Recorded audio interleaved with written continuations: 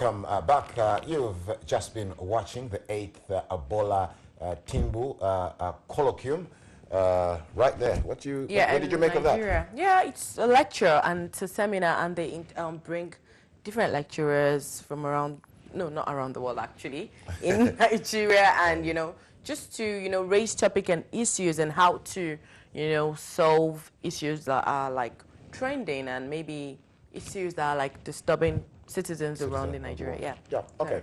Well, it's time now to join our next guest.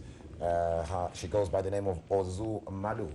Uzo Madu. Uzo Madu. Yeah, but you tried. I tried. Chinade, I yes. go try it. Yeah. I go try it. Yeah, I go try it. Well, also the EU Aviation Strategy, African implication. Quite a very interesting thing to know. Tell us, what is it? Well, basically the EU has come out with this big, very, very big strategy with lots and lots in it. And one of the key issues, especially for the African market, is safety.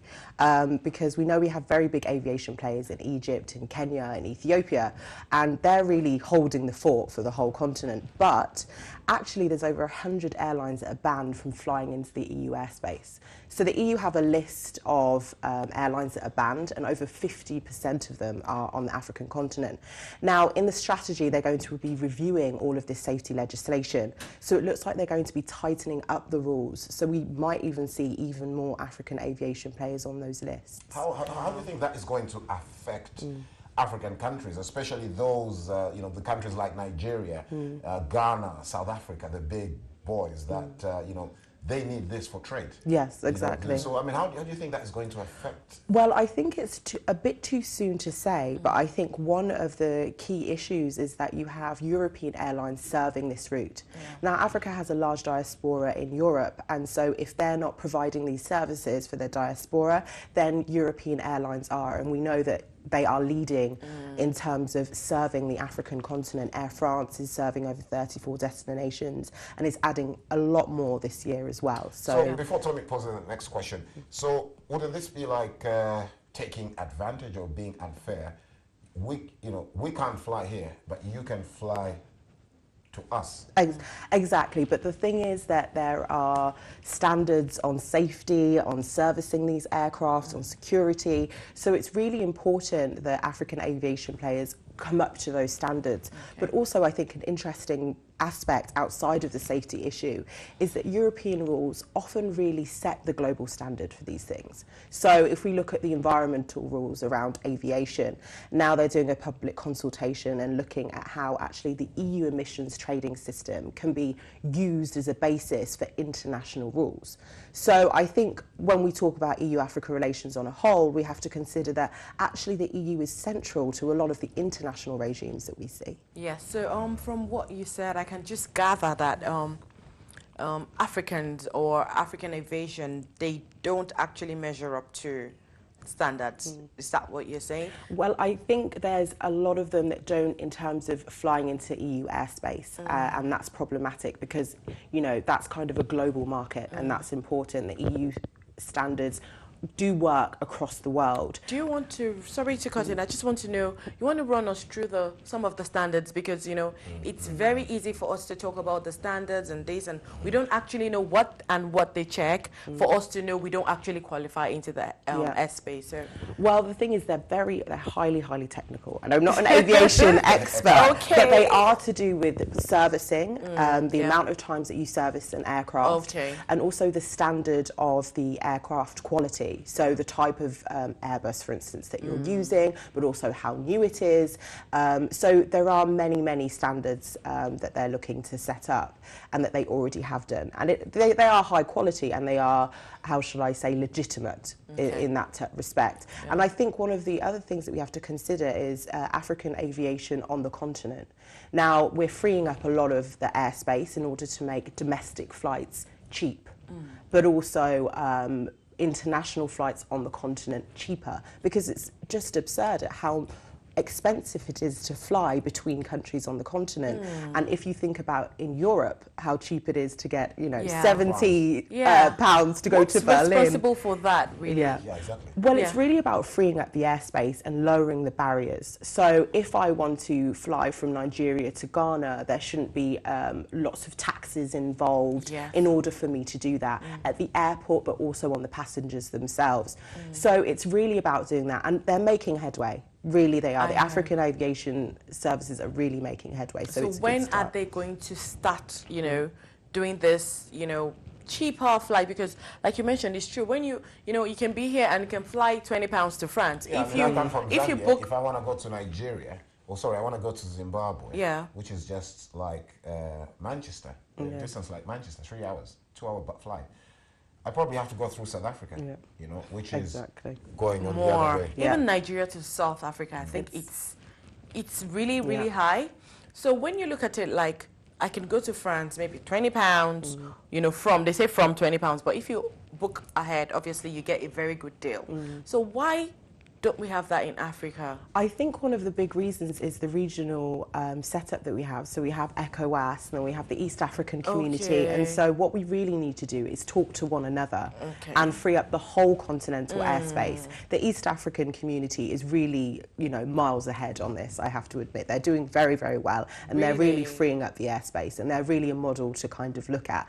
But that's what's important, to sit down all together and understand that we need to free up the whole continent airspace. How about the West Africa? The West Africa. West Africa. Or What's Southern happening to Africa. West I guess. Africa? What's Southern Africa is happening? the lowest Southern Africa is also doing pretty well as well. But I think, indeed, if you want to go interregionally, then that's where you also get the biggest problems. But in terms of challenges, like what priority of a challenge would you say the aviation industry should deal with urgently to, you know, you can't, Rome wasn't built in a day. No. So same with the aviation industry.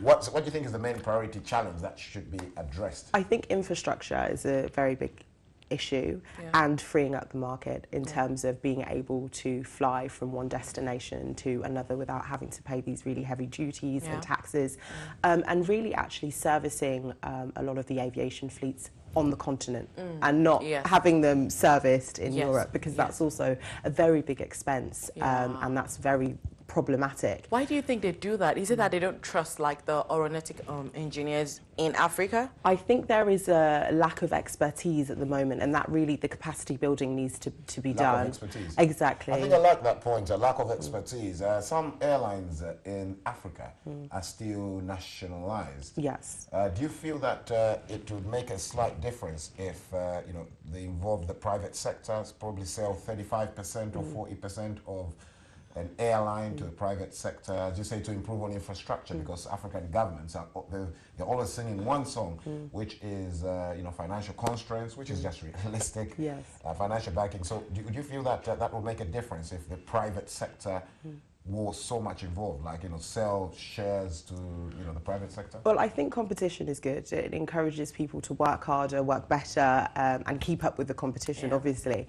So I think that could be definitely one way of doing it. And I think if we also loop back to the EU Aviation Strategy, one very big aspect is it will close Just down. stop you there. We've got a caller on the line. Morning, Mark. Please go ahead with your question or contribution. Hello, good morning.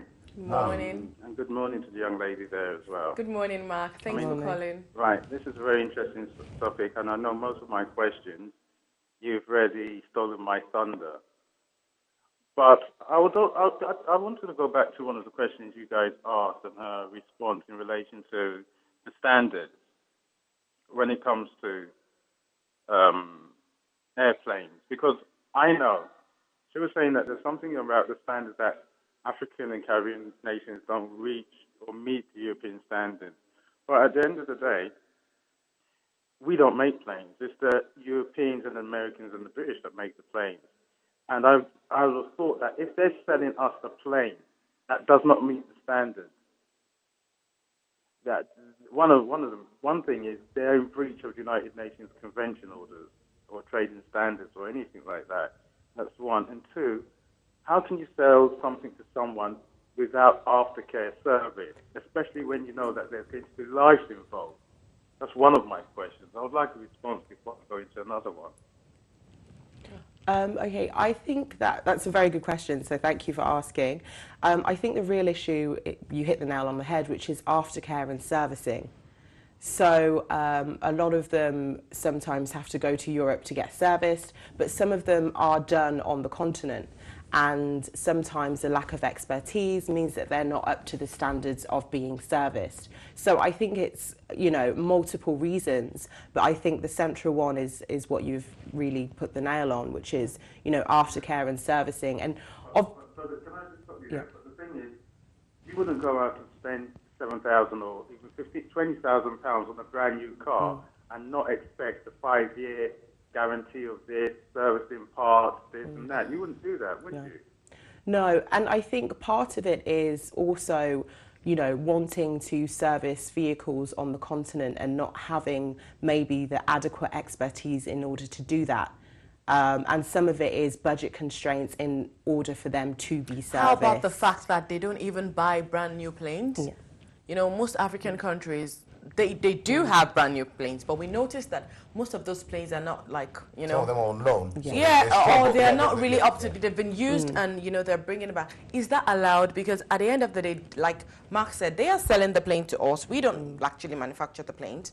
And those planes you're selling to us, obviously, you know it's going to pass the check, and you still sell it to us anyway. So I think it's... They make the rules, and in a way, they kind of break it. Am I... Well, right? I think it's a two-sided thing. I think, you know, if we're buying these planes, we also need to be very sure about, one, how we are going to service them, how we are going to access the capital in order to get the expertise to service them ourselves, and if they are going to Europe, again, that we do have the money in order to do that to an adequate standard. So I think it's a very complicated issue, but I think it really also does sort of centrally start with some of the governments and some of the private sector really knocking on the door of Europeans that are selling the planes and saying, you know, look, this is how we want it to go ahead, and not necessarily take what is given, because I think that's also can be a bit problematic. Yes, Mark, you want to contribute? No, I was also going to touch on when you were talking about the flight, the airspace, freeing up airspace, and lucrative routes. Now, what I've noticed is that there's a competition between Virgin and BA, especially for, I use the route London tonight, Lagos, for example. And with that route, that is one of the most expensive routes that you can have. And I just look at it as the aviation industry just using black people as cash cows, because it's much cheaper for me to fly from London to Australia. That is twice or even 3 times the distance to fly to Nigeria. And I know you said something about freeing up airspace and whatnot. Well, at the end of the day, if, for example, a few years back, the British Airways said they're raising the taxes on Nigerians. Why? On that route? Because they find it a more lucrative route, so they can just bump up the money. We're going to do it. And you've got to understand that from a layman's point of view that I'm talking about, is it's a direct route. We don't need to be stopping off here and there or taking us around the world to just get Lagos. Just like in America. America is the direct route. If you look on the map, and it's cheaper to fly. It's cheaper for me to fly to LA, Atlanta, Toronto, than it is to go to Nigeria. And I think one of the issues is how many flights there are going, you know, compared to Lagos or New York, but also the competition in the market. As I slightly mentioned, there is a lack of African aviation players really serving this route. And so when you have lack of competition, you have a few key players really charging what the market will allow them to. But don't you think it's a monopoly? Because they are African aviation companies, but because every time an African aviation company wants to try and do something, oh, you know what, let's change the goalposts, let's put more rules in here, you've got to meet this, you've got to meet that, just as excuses. Because at the end of the day, sorry to say, I joined the numerous amount of black people, not only protesting about what's happening to Nigerians, but also what's happening to the Caribbean, where they purposely want to raise up airport taxes, raise up things like that, and it's a burden on the passengers, and there's no justifiable reason for it. Well, You know what I mean? I do understand your point. I probably wouldn't say that necessarily it's a monopoly, and I think that it's more that we have to concentrate on how we get better at our aviation services, and we focus more on those routes that are going to key diaspora destinations, because without greater competition in the market, we will be held to higher prices and other people controlling our travel routes and prices. And I think this is a very big problem. I think we've lost Mark there, but we've got... No, I just want to ask one more question. More question. You're with the Policy Council. Hello? Hello? You're with the Policy Council, something like that, isn't it? No, I work in policy, so I'm a presenter on EU Africa Public Affairs, yeah. Oh, okay then. Isn't there a way, as your organisation, can put forward certain reports and lobby to get certain things done, just like other policy organisations or representations of certain bodies do, to safeguard or to make certain things easier for the people?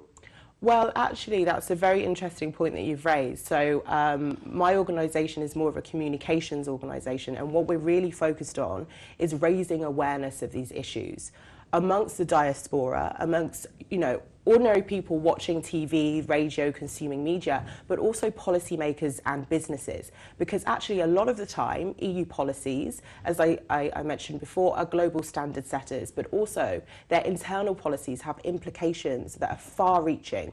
And so it's really important that we have a channel of communication where they know what's going on, how it can affect them, and how they can really look to change it. And so that's what our organisation does. It says, hey, this is what is happening, this is how you can get involved, and this is how it's going to affect you. And I think that's the first step, because the information gap at the moment is very, very wide. Which but the thing is, you've got to understand that the EU, let's use the EU for example, we're out for everyone, we want equality for everyone, we've got a standard of life that everyone should live by. But at the end of the day, when it comes to diasporans, well, we're not too sure. We'll just brush them under. Right. Sorry there, Mark. Sorry, I have to cut you short, Mark.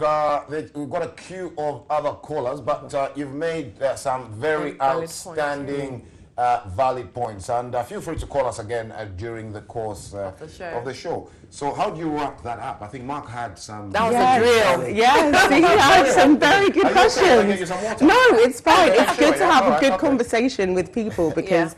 let's just get another caller. Okay. We've got Inka on the line. Good morning, Inka. Please go ahead with your question or contribution. Thank you very much. First of the question have been digested by the caller and the lady. Yeah. But the other one, which I would like to shine my light into it, is about the monopoly of the air fleet from London to Nigeria or to any countries in Africa. Yeah. I am very optimistic that they are just playing their games. You've said a lot of things about saying that a nation or a country can loan maybe plane or fleets of flights to their countries in dealing or doing business. Like we have Dubai make provision for any countries that wanted to dabble into such a business. But up to now, a country like Nigeria refused to do such a thing. Maybe because they believe that, we're not right for it, or we don't want to do the business anymore. But notwithstanding, business companies can come into Africa saying that, yes, we can take the bull by the horns and try to do this for you. Just like coming to Africa, to every country that has oil, and saying that, yes, we can help you to operate your crude oil, and et cetera, et cetera. But my own question is this. It's about the fair trade that they are talking about. And they are putting labels to every goods that they have been, sell in this country. The question is, what is fair about that trade? Take cocoa, for instance. Look at the way and manner the farmers would drive in order to make their cocoa proceed. And the way Cadbury and et cetera companies that turn it into various products like coffee, chocolate, etc., and return it back to Africa and sell it at high price to all those people that produce the number one process that they use in order to produce all these products. This is the question I want to ask. Why is the fair or the trade is not being fair? We are still doing the master and slave policy in this country. What do you say about that? Well, it's a very good point, so thank you for that question and the introduction. I think one very important aspect is that free trade rules, or fair trade rules, sorry, are made up globally, but there's a heavier influence from the Western side than there is from, say, African countries. And I think this is linked to the broader point of African representation in international organisations and them being at the table, making the rules and implementing them. I think that this is the central point. Fair trade is really about how much someone gets paid on producing the product or, you know, taking it out from the ground. And so this is a very big aspect of those rules. But again, I think the central point is the fact that African representation in international organisations is low. We look at the IMF, we look at the World Bank, we look at the UN, we look at the WTO. When we talk about agricultural subsidies that are put on products from the EU and the US, actually. Well, sorry, I cut you short there. Thank you very much. Time, of course, not in our favour. But just to wrap up, of course, what should be achieved now? What should be achieved? I think, in general, I'll go back to the point of African representation in international organisations and African representation lobbying the EU, ASEAN organisations in order to get better trading rules and better terms. Okay, and finally, of course, some people obviously would like more information. Is there a website or something that they can look at? So you can visit What's in It for Africa on Twitter, on Facebook, on Instagram. We're there, and on YouTube. Oh, thank you so much for coming. Thank you for, you know, because a lot of things I didn't know about this aviation industry. Yeah. I just know how to type my seat. That's I'll buy a ticket and go. I want coffee. I don't want coffee, I want cappuccino. I didn't know about this there's so many rules going on. Thank you for shedding more light into that. We'll go on a quick break. When we return, we will open up the lines on today's topics. Don't go anywhere. Stay tuned.